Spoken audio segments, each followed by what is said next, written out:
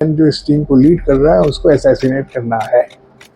उनके पास ये खबर आई 4 आवर सिक्योरिटी मुझे मिल गया है। सन को ही शायद किडनैप करेंगे मेरे से। सन पे गाड़ी ऑफिस के निकलने का टाइम आने का टाइम बदल देता था, गाड़ी के नंबर प्लेट्स चेंज करता रहता था। असैसिनेट करने की चेष्टा हो सकती है। इंटरनेशनल फिगर बन गया। इंटरनेशनल फिगर मैं हमेशा काफी जिद्दी था। क्या कभी आपने वो थ्रेट महसूस करी? तुम्हारा क्वेश्चन तो सीधा साधा लगता है बट बहुत पेचीदा है और इसको जवाब देने के लिए मुझे बहुत कुछ कहना पड़ेगा। दोस्तों, आज भी हम जब बात करते हैं सीबीआई के बारे में, which is central bureau of investigation, तो हम सभी के माइंड में एक अलग अलग इमेज बनती है कि एक प्रिवेंटिव करप्शन सेल होगा, रेड्स पे जाएंगे, जो भी हमने बॉलीवुड मूवीज में देखा है। लेकिन असलियत काफ़ी इससे अलग है। तो इसी को देखते हुए हमने एक इनिशिएटिव लिया है, ये एक चैनल स्टार्ट किया है जिसका नाम है टेल्स ऑफ सेन, जिसमें हम बात करेंगे फॉर्मर जॉइंट डायरेक्टर जो रह चुके हैं सीबीआई के, मिस्टर शांतनु सेन सर। उनसे जानेंगे उनके केसेस के बारे में, कैसे सीबीआई का फॉर्मेशन हुआ, कैसे सीबीआई वर्क करती है। जानेंगे उनके प्राइम केसेस के बारे में जिन्होंने सर ने इन्वेस्टिगेशन में पार्ट लिया, कि किस तरीके से करप्शन इंडिया में डील करता है। तो जानेंगे ऐसी बहुत सी बातों के बारे में, तो जुड़े रहिए हमारे साथ।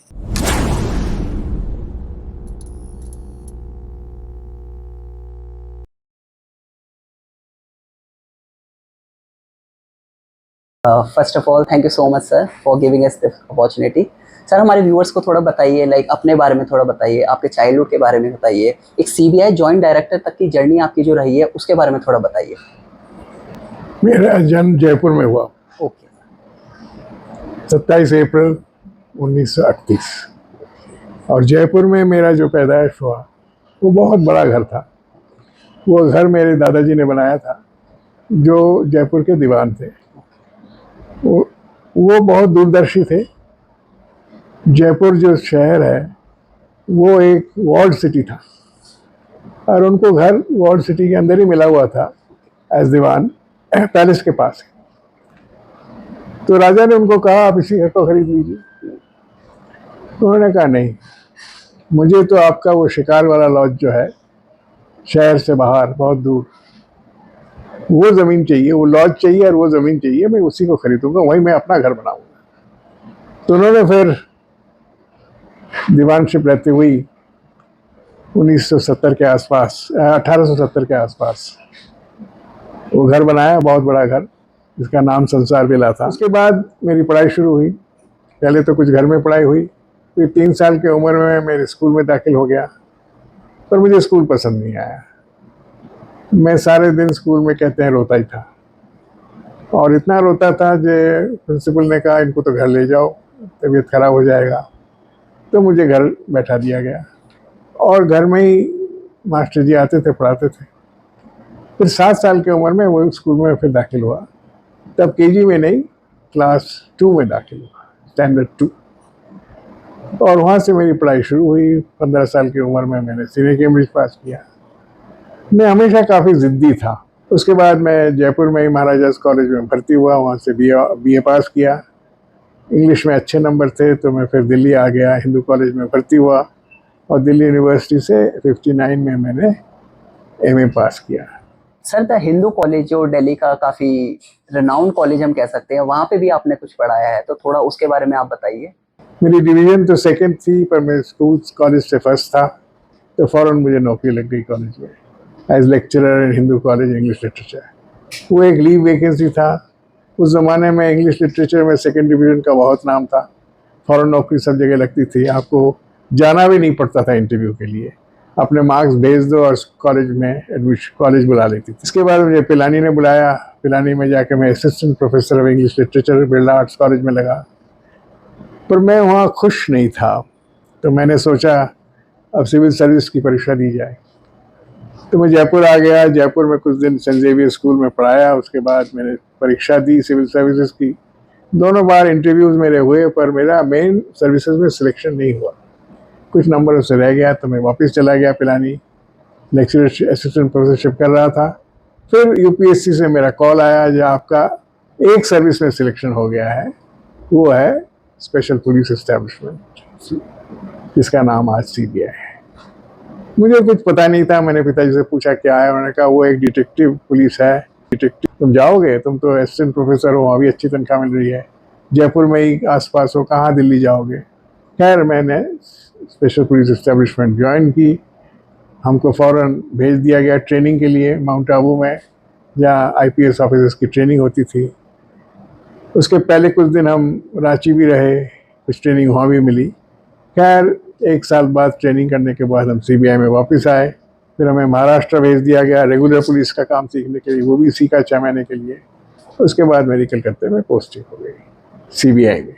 वहाँ से मेरी सीबीआई की नौकरी शुरू हुई और मैं 33 ईयर्स सीबीआई में काम किया। बीच में मुझे डिपुटेशन में सिक्किम स्टेट में भेजा था। सिक्किम तब उसी टाइम इंडिया में सिमुलेट किया था, इंडिया में उसे ले लिया था और सिक्किम में जाके मैंने सिक्किम विजिलेंस फोर्स बनवाया। वहाँ का मैं डायरेक्टर रहा 3 साल के लिए। और उसके बाद सीबीआई में वापस एसपी बना और धीरे धीरे डीआईजी और जॉइंट डायरेक्टर बन के अप्रैल 1996 से मैं रिटायर हो गया। उसके बाद मुझे लेफ्टिनेंट गवर्नर दिल्ली ने प्रिंसिपल स्टाफ ऑफिसर बनाया फॉर दिल्ली पुलिस। तो उनका फर्स्ट टर्म 97-98 का रहा, उनके साथ में रहा। फिर दोबारा आया 2006 में, फिर उन्होंने मुझे बुला लिया और 2006 से 2013 मैंने उनके साथ as principal staff officer dealing with Delhi police, जिसके वो कमांडर थे, मैंने उनके साथ काम किया। और उसके बाद मैं कंसल्टेंसी में रहा, किताबें लिखी। अभी मैं बोलता टोलता हूँ, लेक्चर्स देता हूँ। आज मेरी उम्र 86 वर्ष की हो गई है, कुछ कुछ करता रहता हूँ। तो जैसा कि आपने बताया 33 ईयर्स आपने इस सर्विस को दिए हैं, तो आप सीबीआई को पहले जब वो फॉर्म हुई थी या अब जो सीबीआई है, आप उस पर क्या कहना चाहेंगे? तुम्हारा क्वेश्चन तो सीधा साधा लगता है बट बहुत पेचीदा है और इसको जवाब देने के लिए मुझे बहुत कुछ कहना पड़ेगा। सीबीआई, जिसका पहला नाम स्पेशल पुलिस एस्टेब्लिशमेंट था, वो बनी तो थी सेकेंड वर्ल्ड वॉर में, क्योंकि जो ब्रिटिश राज यहाँ पर था उनको करप्शन से तो कुछ लेना देना था नहीं। जब सेकेंड वर्ल्ड वॉर में जब उनको कॉन्ट्रैक्ट लेने पड़े टू फाइट द वॉर, तब उनको पता लगा जो भ्रष्टाचार उनकी जो वॉर एफर्ट्स हैं उसको थोड़ी सी मुश्किल कर रही है। तब उन्होंने सोचा ये भ्रष्टाचार रोकना चाहिए और उन्होंने ऑर्डिनेंस करके स्पेशल पुलिस एस्टेब्लिशमेंट भी बनाया और प्रिवेंशन ऑफ करप्शन एक्ट भी बनाया।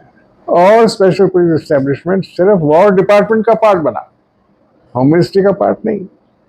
और वो वॉर डिपार्टमेंट के जो केसेस होते थे जहाँ पर वॉर एफर्ट्स में कॉन्ट्रैक्टर्स गलत काम करते थे, भ्रष्टाचार करते थे, अच्छा प्रोडक्शन नहीं होता था, तो उनको तफ्तीश करने के लिए स्पेशल पुलिस एस्टेब्लिशमेंट बना। और वो स्पेशल पुलिस एस्टेब्लिशमेंट को केस दिया जाता था, वो करते थे, अच्छा काम करते थे। ब्रिटिश चले गए, हम इंडिपेंडेंट बन गए। इंडिपेंडेंट ये सोचा कि भ्रष्टाचार तो रहेगा और इसके लिए हमें काम करना चाहिए, तो उन्होंने स्पेशल पुलिस एस्टेब्लिशमेंट को कंटिन्यू किया। एक inspector general special police establishment बने। पहला इंस्पेक्टर कोई बॉम्बे से आए थे, उनका नाम ही बॉम्बे वाला था, उनको तो मैंने देखा नहीं। सेकेंड जो इंस्पेक्टर जनरल आए उनका नाम था डीपी कोहली, यूपी से आए थे, इंपीरियल पुलिस के अफसर थे, बहुत कम बोलते थे और बहुत विद्वान थे। उन्होंने लाल बहादुर शास्त्री जी जो हमारे होम मिनिस्टर थे, उन्होंने सोचा सीबीआई ये स्पेशल पुलिस को एक परमानेंट कुछ बनाना है, क्योंकि भ्रष्टाचार चलता रहेगा और भ्रष्टाचार की तफ्तीश होनी चाहिए। तो उन्होंने उसका नामकरण किया पहले तो वो नामकरण उनका किया central bureau of investigation, CBI. और उन्होंने ये भी सोचा कि सीबीआई में 2 तरह के रिक्रूटमेंट होने चाहिए तफ्तीशी अफसर्स के, एक तो सब इंस्पेक्टर्स और एक यूपीएससी से recruited DSPs, deputy superintendent of police. तो मेरा जो सिविल सर्विस का एग्जामिनेशन था, जिसमें मैंने आईपीएस के लिए, आईएएस के लिए नामकरण भरा था और मेरा नंबर नहीं आया था, उनमें मुझे उन्होंने found fit to become deputy superintendent in the CBI. मैं उस जमाना में assistant professor of English literature Pilani में पढ़ा रहा था। ये मौका मिला सीबीआई सिविल सर्विसेज का, मैंने पता नहीं क्या था, मैं चला गया। और मुझे डिटेक्टिव बनने के लिए ट्रेनिंग हुई, जैसे मैंने बताया, रांची में, माउंट आबू में, महाराष्ट्र पुलिस में। और मेरी फर्स्ट पोस्टिंग हो गई कलकत्ता में as deputy superintendent of police. कुछ नहीं आता था डिटेक्टिव का काम। मैंने पढ़ा तो बहुत था डिटेक्टिव के बारे में, पर वो थे शेरलॉक होम्स भी थे और हमारे बंगाली में निहार रंजन गुप्ता थे जिनके बारे में मैंने पढ़ा था, पर वो तो डिटेक्ट करते थे और वो राजा बन जाते थे। यहाँ मैंने देखा डिटेक्शन इज नॉट एनफ, आपको दूसरे किसी को प्रूव करना पड़ेगा कि आपका डिटेक्शन ठीक था, वो है कोर्ट, और आपके खिलाफ कोई खराबी होगा कहेगा जो डिटेक्शन कर। किताबों में तो डिटेक्शन हो जाता था, ठीक है, सब वाह करते थे, ये नए किस्म का डिटेक्टिव बनना था। तो पहले तो मुझे बहुत मुश्किल हुई, मेरे 3-4 केसेस तो फेल ही हो गए, समझ में नहीं आता था कैसे। तो धीरे धीरे मैं काम सीखा। 33 ईयर्स मैंने जो सीबीआई में किया, मैंने सीबीआई में टेररिज्म, सिर्फ करप्शन का केसेस नहीं किए, इकोनॉमिक ऑफेंसेस के भी केसेस किए। उसके बाद मुझे नया काम मिला भारत में, जब टेररिज्म हुआ तो मैं फर्स्ट एसपी सीबीआई का बना जो टेररिस्ट केसेस की तफ्तीश करने लगा विथ माय टीम। और मैंने कहा भी मेरे सुपीरियर्स को, देखिए मैं सीबीआई का अफसर हूँ, मुझे क्राइम के बारे में, टेररिस्ट क्राइम के बारे में कुछ पता नहीं है, मुझे तो मर्डर के बारे में पता नहीं है, मैंने तो एंटी करप्शन केसेस किए हैं, ये आप किसी आईपीएस ऑफिसर को दीजिए जो स्टेट से आके आता है। तो मेरे जो जॉइंट डायरेक्टर ने कहा नहीं तुम्ही को करना है और एक दिन तुम मुझे कहोगे बहुत अच्छा काम तो हो रहा है।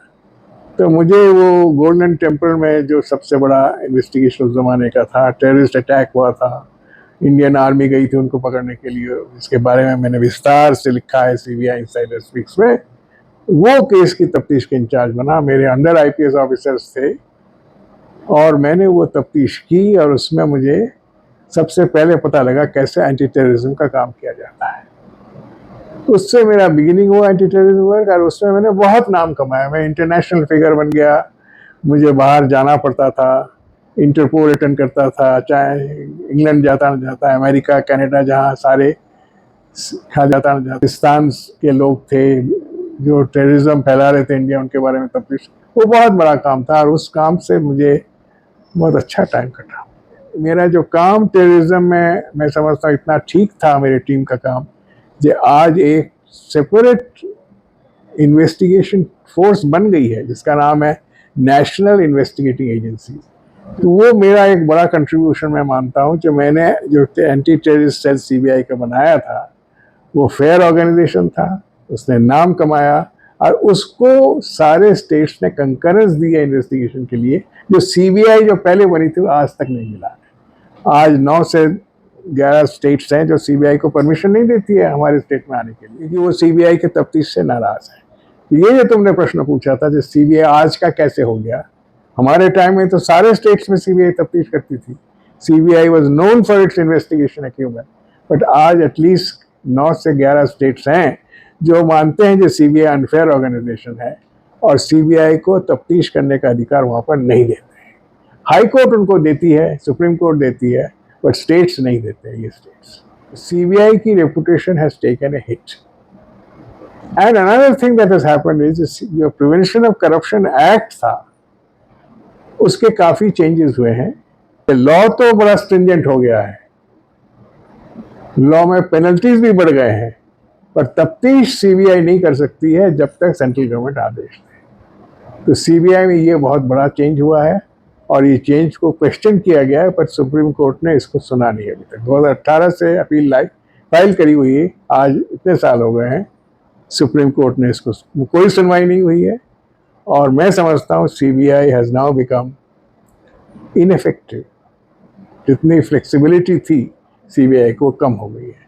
तफ्तीश तो सीबीआई ज़रूर कर सकती है, पर अगर सीबीआई करप्शन के बारे में पता ही नहीं लगा सकती है, सीबीआई का एक बहुत बड़ा यूनिट था जिसका नाम था स्पेशल यूनिट, इसका काम ही था भ्रष्टाचार पता लगाए और भ्रष्टाचार के बारे में तफ्तीश करे, पर आज वो नहीं कर सकती क्योंकि सीबीआई में प्रिवेंशन ऑफ करप्शन एक्ट में जो अमेंडमेंट हुआ है उसमें साफ कह दिया है सीबीआई अपने आप को ही तफ्तीश टेकअप।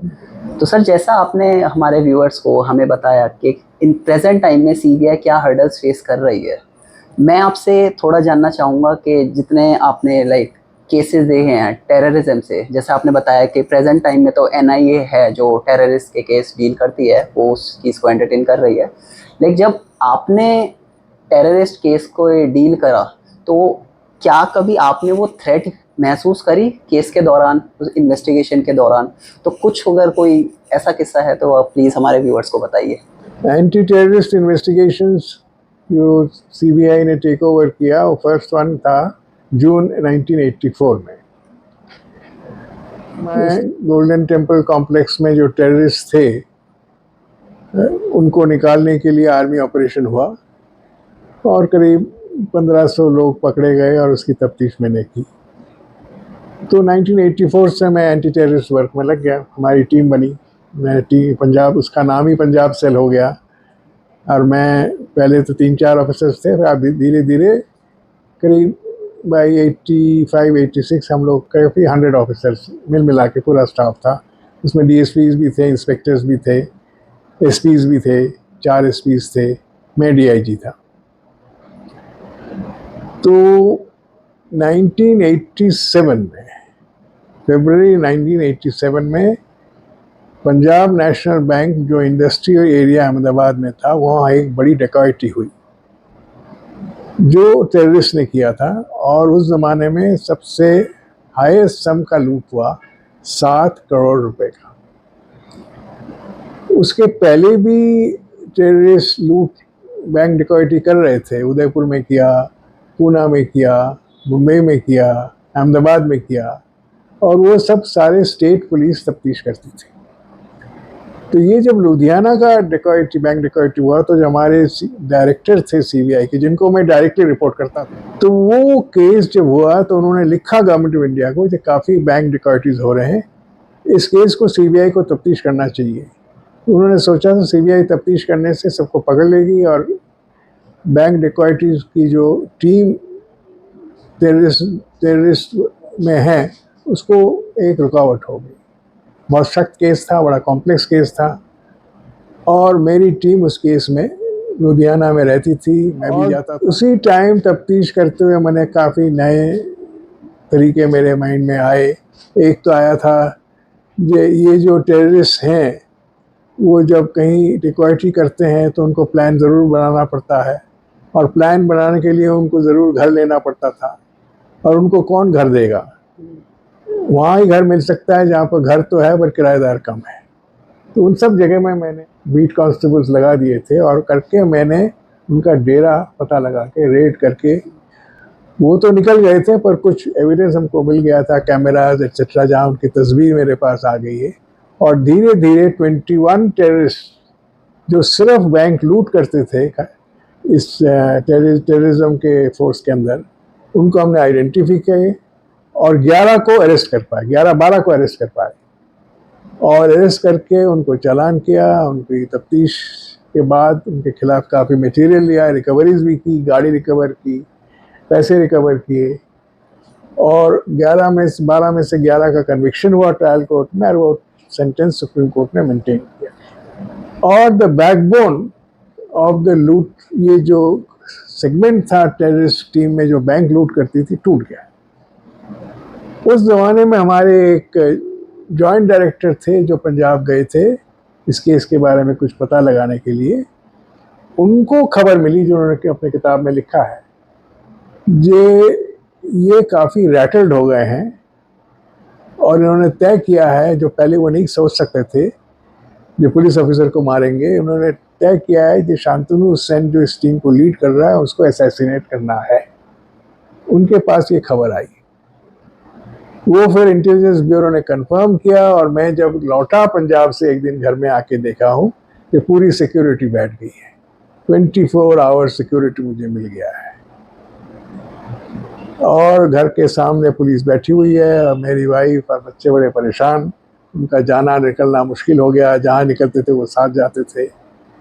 और मैं समझता था इसकी कोई ज़रूरत है नहीं, मैं सावधानी से काम करूं तो मैं तो बच सकता हूं, पर बच्चों के बारे में मुझे परेशानी थी। तो खैर उनको तो सिक्योरिटी मिली, स्पेशली माय सन। वो समझते थे सन को ही शायद वो किडनैप करेंगे। मेरे 2 डॉटर जो इससे बड़े थे, उनके बारे में इतनी सोचती नहीं थी security. My son was protected.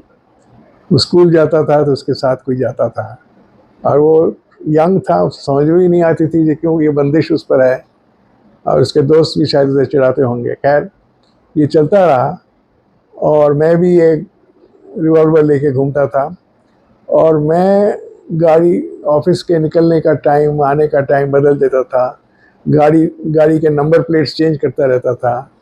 और मैं जहाँ भी जाता था, कभी ट्रेन से टिकट खरीदता था, कभी बस से, कभी प्लेन से, कभी प्लेन का टिकट छोड़ के ट्रेन से निकल जाता था, कभी अपने आप सिक्योरिटी अपना ही करता था। मेरे पास सिक्योरिटी रही 3 साल करीब। मैं बार बार लिखता था सिक्योरिटी मुझे नहीं चाहिए, मैं खुद ही प्रोटेक्शन ले सकता हूँ, पर वो माने नहीं। बहुत दिन चलता रहा। 1990 के आसपास की सिक्योरिटी हटी। तो ये मौका था जब मेरे ऊपर ये बंदिश लगी थी। मुझे पता लगा जब मुझे असैसिनेट करने की चेष्टा हो सकती है। तो उसके पहले कोई तफ्तीश तो करता रहा मैं, काफ़ी जनरल वैद्या के असैसिनेशन और बहुत एंटी टेररिस्ट ऑपरेशंस मैंने किए, पर कोई ऐसी संदेश मेरे पास नहीं आया था। Thank you so much sir, आपने हमारे व्यूअर्स के लिए, हमारे लिए ये चैनल की शुरुआत करी और हमें बताया कि लाइक सीबीआई क्या है, सीबीआई के रोल्स क्या हैं, कैसे ये सीबीआई फॉर्म हुई। तो उसके लिए first of all thank you so much. आने वाली वीडियोस में हम जानेंगे कि जो भी आपने प्राइम केसेस में आपने उनसे डील करी है, जैसे हमारा स्कैम 1992 हर्षल मेहता का हो गया, हमारे इंदिरा गांधी फौजी स्कैम हो गया, बॉम्बे ब्लास्ट हो गया, तो हम आने वाली वीडियोस में इन पे भी बात करेंगे और डिटेल में हमसे इनसे कुछ इंटरेस्टिंग बातें और जानेंगे। Thank you so much sir. My pleasure.